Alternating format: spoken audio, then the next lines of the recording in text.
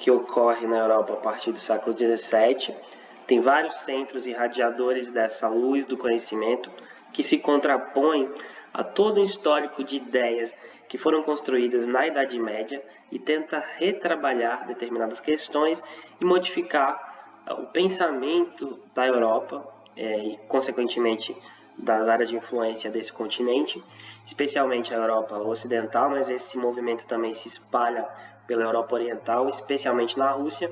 Então vamos ter uma série de processos conectados ao iluminismo. Temos um quadro aí que demonstra nessa parte de trás do slide essa luz no meio, a luz do conhecimento, cercado de pessoas observando, e é um movimento que vamos tentar conhecer um pouco melhor a partir de agora.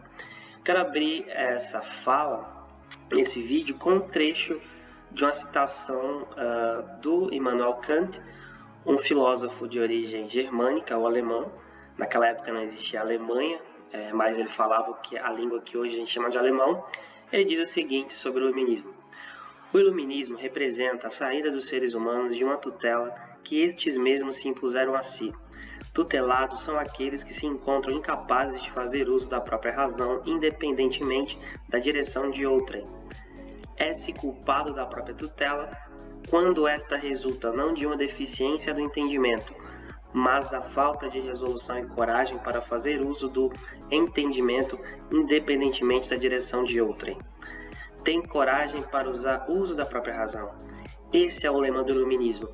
Na realidade, aqui é um convite no chamado Textos Selectos, é um livro publicado no Brasil pela editora Vozes, onde ele está dando algumas características dessa influência da razão, ou seja, do pensamento racional, na ação individual. Então aqui, na fala dele, o indivíduo é o centro da mudança, não mais o indivíduo que pensa através da ideia de outro, o outrem que ele fala aqui, mas o indivíduo que constrói as próprias ideias e que vai colocá-las em ação. Então, o indivíduo é o centro do pensamento iluminista, é uma referência, uma influência do movimento do Renascimento.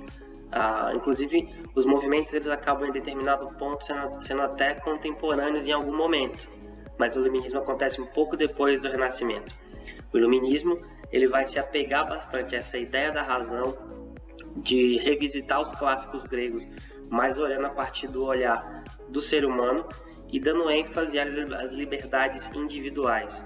Então, o contexto que faz emergir esse movimento vê uma Europa Ocidental que tentava romper com as tradições medievais até certo ponto. Algumas tradições permaneceram, inclusive, contraditoriamente, até se adaptaram ao iluminismo, como a gente vai ver no final dessa fala.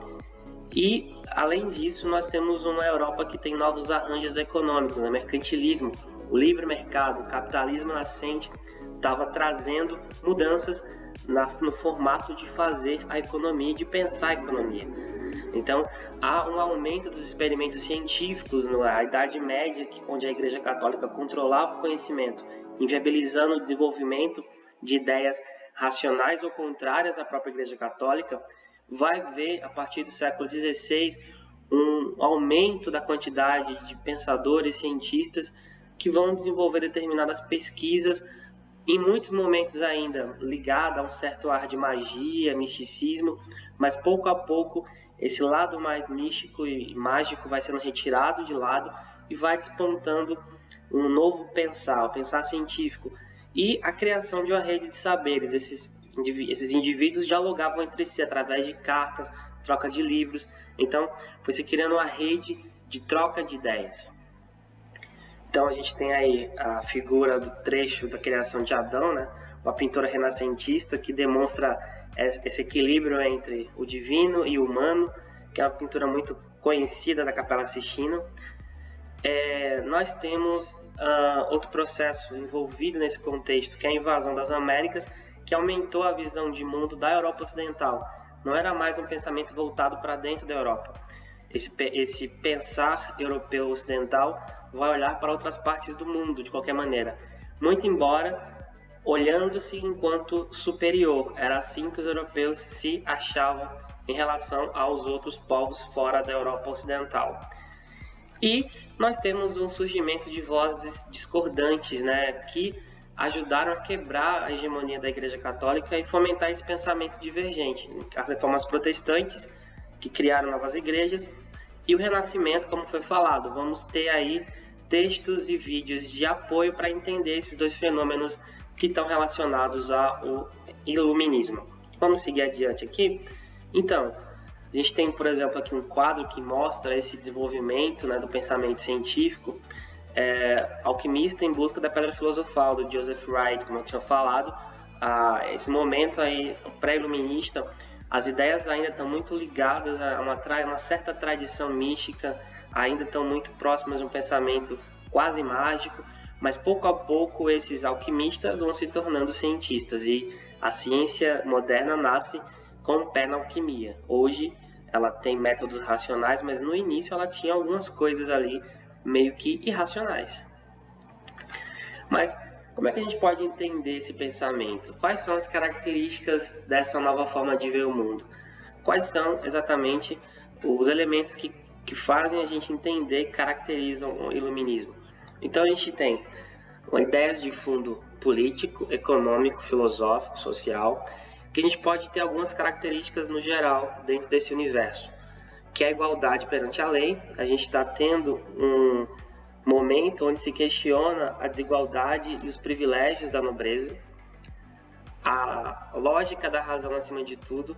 Você retira o pensamento cristão / irracional / emotivo e foca no desenvolvimento das capacidades de planejamento racional, onde o pensamento central é o indivíduo e a sua razão. Há um sentido de desconstruir o poder dos reis, por isso o absolutismo é muito grande. Lembre-se que o movimento do iluminismo ele nasce muito conectado com o crescimento e a influência da burguesia, que vem a ser uma classe de comerciantes que pouco a pouco vai se enriquecendo e vai tentar ganhar privilégios de espaço social e político. E nesse contraponto ela vai enfrentar os privilégios tanto da nobreza quanto do clero. Liberdade política, vamos observar que todos esses elementos estão conectados entre si. A ideia de você poder, por exemplo, eleger pessoas para te representar, a ideia de você poder falar o que você pensa sem o medo de ser preso ou queimado na fogueira, como a Igreja Católica fazia, a liberdade do indivíduo circular e pensar livremente. E a ideia do livre mercado, que é uma ideia básica do capitalismo, ou seja, o governo, o rei, a nobreza não teriam privilégios, a cobrança de impostos seria para todos, mas, ao mesmo tempo, a cobrança de impostos em relação à circulação de mercadorias seria diminuída e não teria intervenção dos governos, especialmente do rei, nos negócios. Ou seja, o mercado iria se regular, o mercado seria o elemento de liberdade. Então, esses 5 pontos aqui e alguns outros em menor escala são centrais nesse processo de entender o iluminismo. Nós temos alguns sujeitos que são precursores, né, que são base. O iluminismo não nasceu sozinho, não veio do nada. Ele tem alguns indivíduos que vão começar a moldar um ambiente que vai desaguar nesse movimento cultural, filosófico, político, social, que é o iluminismo. Nós temos, por exemplo, o Francis Bacon, que é um inglês ligado à burguesia e é um sujeito que tem uma obra muito importante, a Nova Organo, onde ele vai descrever a sociedade da época, né, buscando outros caminhos. Ele é muito crítico do pensamento escolástico. Que pensamento é esse? É o pensamento da igreja, é o pensamento medieval, é o pensamento que dogmatizava e limitava a ação das pessoas, em detrimento do poder da igreja, que era inquestionável. No caso aqui, a Igreja Católica, estamos falando sobre isso, e ele está criticando o centro desse domínio, que é esse pensamento escolástico. Escolástico vem de escola. Elaborador do chamado método experimental, é o esboço do método científico. Para poder entender as coisas, tem que fazer experimentos, fazer experiências, misturar as coisas, entender como as coisas funcionam. Então, ele começa a elaborar o que a gente vai conhecer como método científico. É um dos precursores. E uma das frases conhecidas dele é saber e poder. Isso é muito nítido observando que a Igreja Católica comandava o saber e desse controle vinha o seu poder. A partir de agora, com o iluminismo, cada ser humano poderia se adaptar a esse contexto novo e se apropriar e ser poderoso com o conhecimento. Então, é uma lógica muito ligada a esse movimento como um todo. René Descartes é um filósofo de fala francesa, o autor do Discurso sobre o Método e Meditações. Discurso sobre o Método é um livro sobre o pensamento científico, um método cartesiano, né? Descartes. O cartesianismo vem do pensamento Descartes. Então, ele cria esse método dedutivo, investigativo, para encontrar a verdade, que é o ceticismo metodológico. Sempre duvide das coisas. A dúvida leva você a questionar, obviamente, e a buscar o entendimento daquele fenômeno. Então, nunca aceitar nenhuma verdade como absoluta, sempre questionar e buscar de fato se aquilo é cientificamente comprovado através do método da investigação, da dedução. Uma das frases mais conhecidas do Descartes é "penso, logo existo", né? Que é uma frase que demonstra a capacidade de que o pensamento dá ao ser humano uma possibilidade de você se construir enquanto sujeito. Então, eu penso, eu vou existir porque eu estou pensando. Pode parecer lógico para a gente, mas para aquela época é uma frase que tinha um impacto muito grande.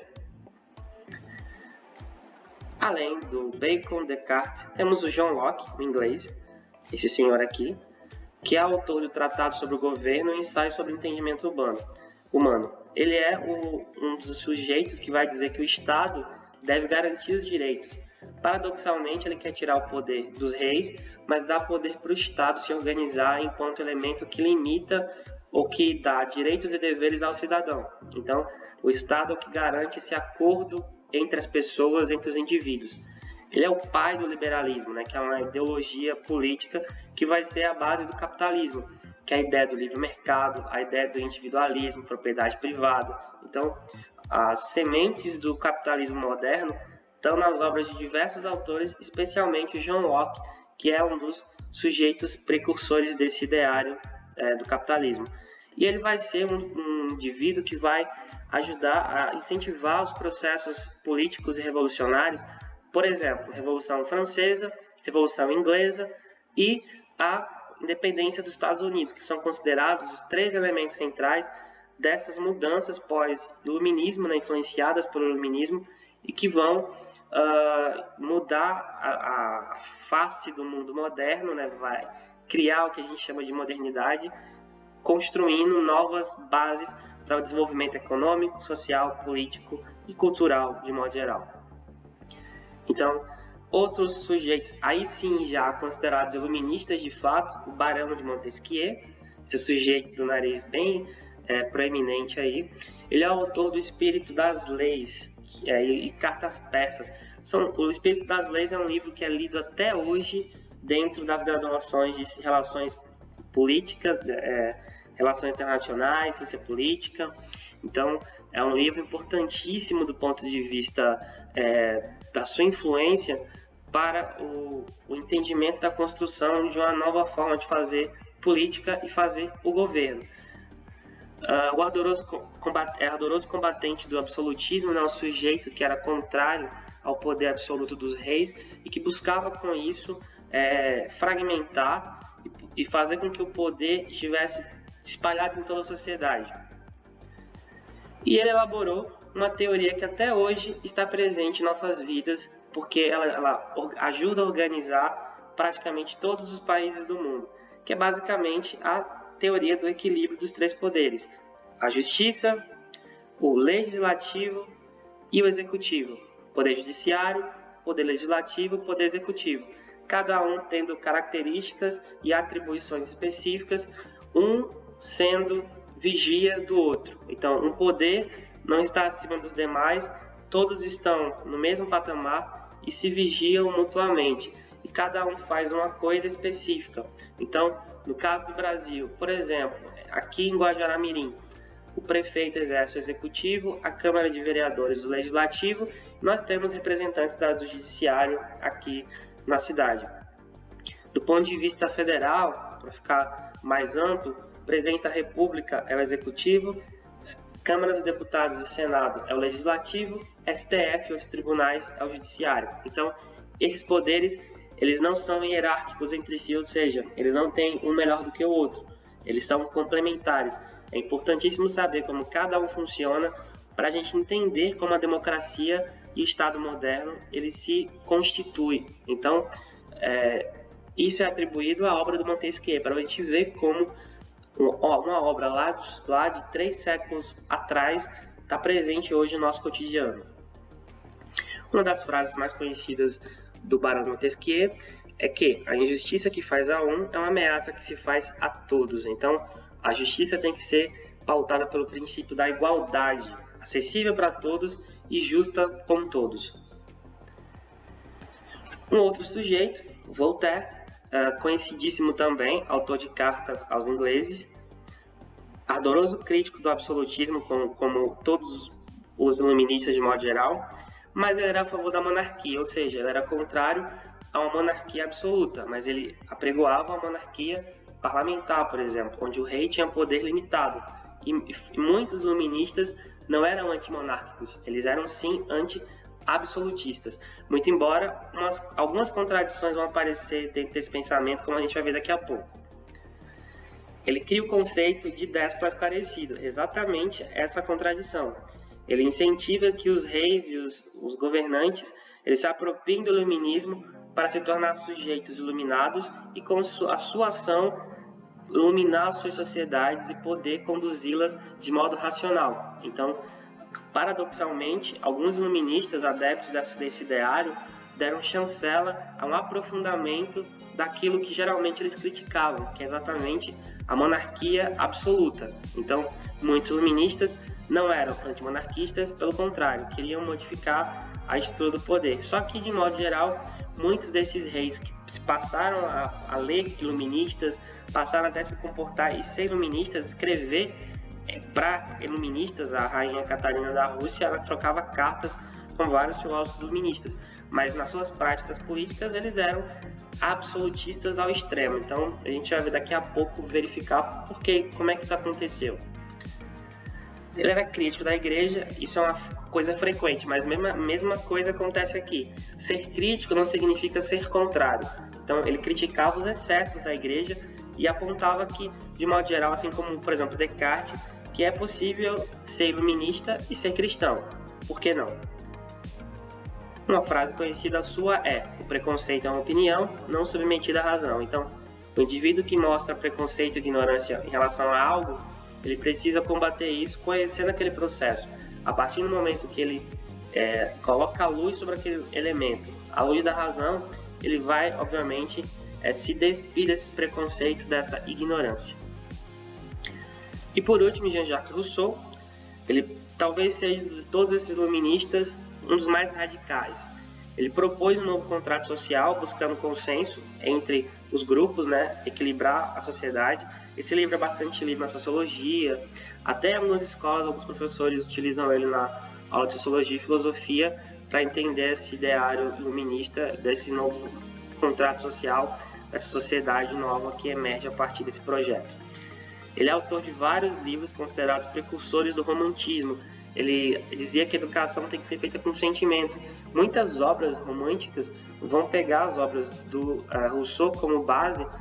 Inclusive, essas obras até hoje são retratadas e são reencenadas através de várias adaptações ou influências.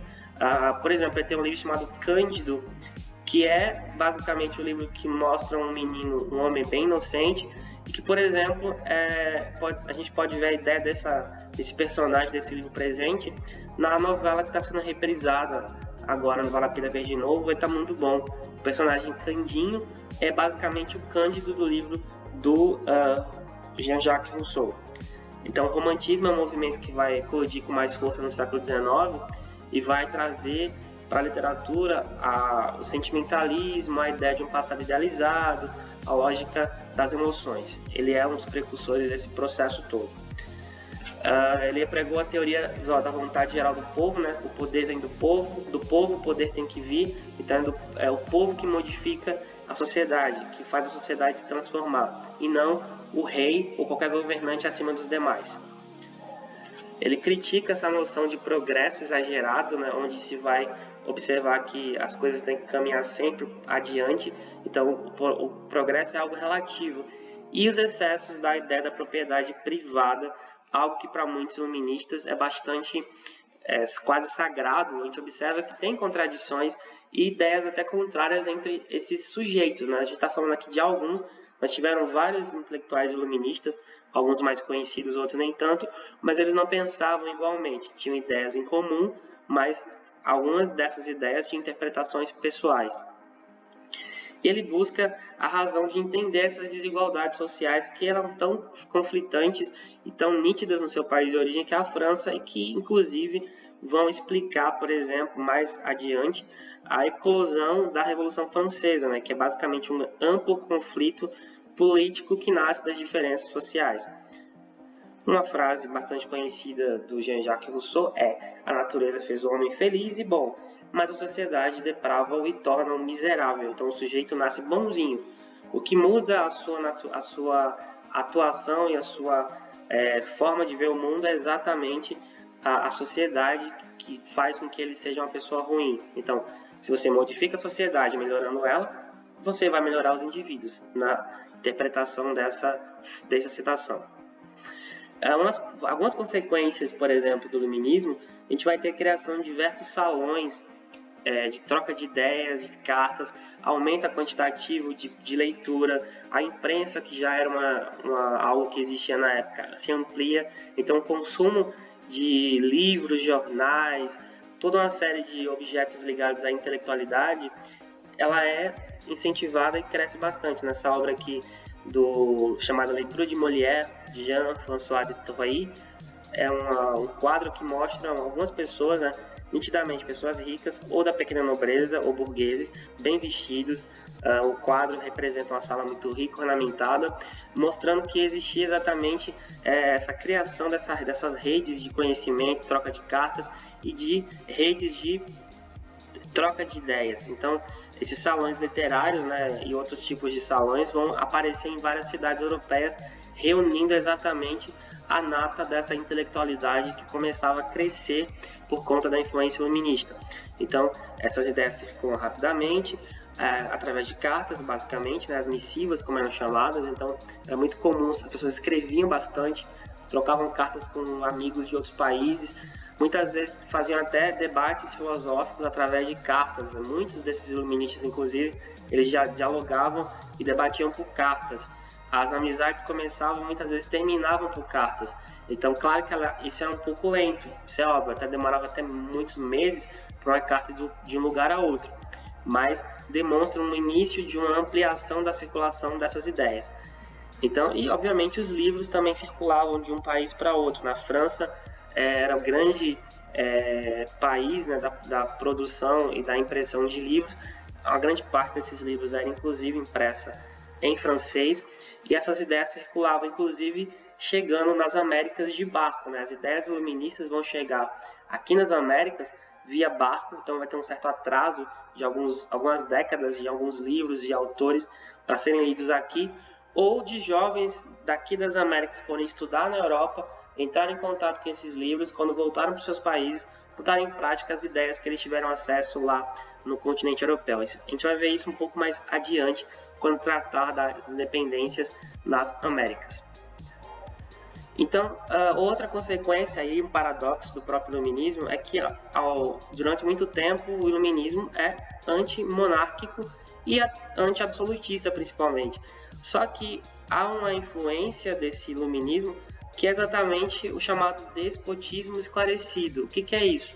Reis, rainhas e governantes de modo geral, que, influenciados pelo iluminismo, se adaptam às ideias iluministas, eles se afastam do poder da igreja em algum momento e focam no poder da razão, mas essa razão vai ser usada para exercer o poder absoluto. Então, se durante muito tempo a igreja era usada como base desse poder, a partir de certo momento é a razão, é a ciência, é o conhecimento racional que vai substituir o pensamento cristão pelo domínio dentro desse tipo de governo. Então, esse déspota, ele vai adaptar ideias do iluminismo à sua ação, vai visando diminuir as críticas aos seus governos, né? Então, ele observa que essas ideias estão ganhando cada vez mais espaço, então ele vai de alguma maneira, fazer reformas no seu governo para dar uma cara de mais modernidade. Só que, no fundo,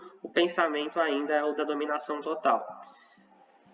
A criação dessa ideia do Voltaire, a gente já falou dele aqui há pouco, e essas reformas foram usadas para diminuir as tensões, né? Ou seja, você faz algumas mudanças visando dar algum espaço para a burguesia, visando diminuir alguns privilégios, mas continua a mesma estrutura social, ou seja, é para evitar determinadas tensões. Então, a gente tem Francisco José, o imperador, que é um dos elementos centrais do despotismo esclarecido, e a rainha da Rússia, a Catarina, que também é considerada uma déspota esclarecida.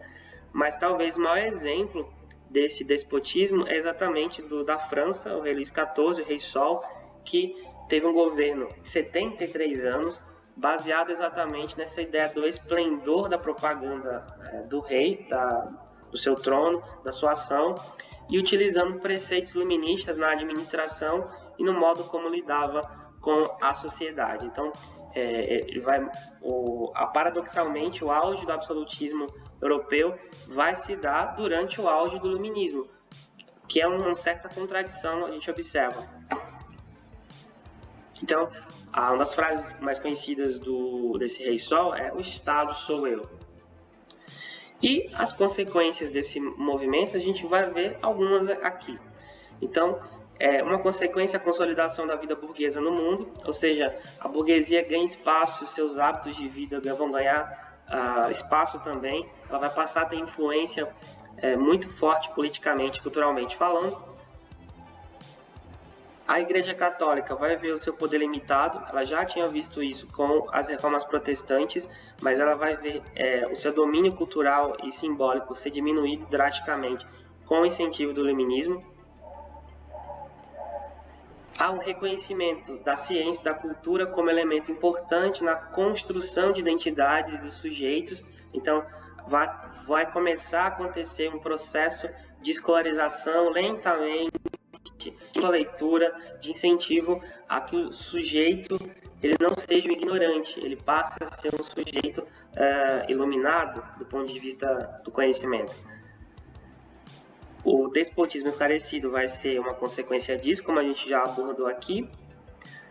E as revoluções políticas que vamos ver adiante, que vão vir diretamente desse processo todo iniciado com o iluminismo. Então, não deixe de ver os outros vídeos, não deixe de ler os textos e acompanhar o andamento da unidade. Qualquer dúvida, é só entrar em contato e a gente vai conversando e construindo conhecimento juntos.